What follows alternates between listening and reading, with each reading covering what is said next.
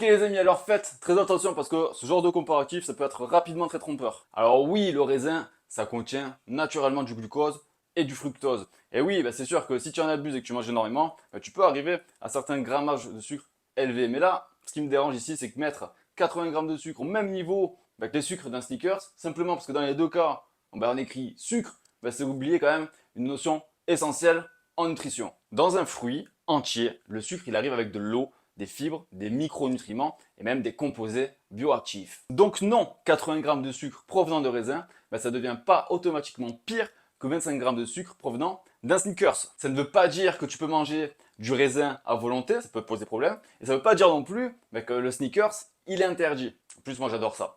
Donc ça veut simplement dire qu'en nutrition, juger un aliment uniquement sur ses grammes de sucre, c'est beaucoup trop simpliste et ça fait peur pour rien. Surtout quand je me rends compte le nombre de likes et d'enregistrements qu'il y a sur sa publication. Donc là, si ton objectif actuel c'est de perdre du poids, arrête d'avoir peur du sucre, d'une grappe de raisin ou de je sais pas quoi. Ce qui compte, c'est vraiment ton alimentation dans son ensemble, les quantités et ton apport énergétique total, il n'y a rien d'autre qui compte. Donc enregistre cette vidéo pour la prochaine fois qu'on essaiera de te faire culpabiliser de manger un fruit. Et n'oublie pas, abonne-toi, c'est gratuit.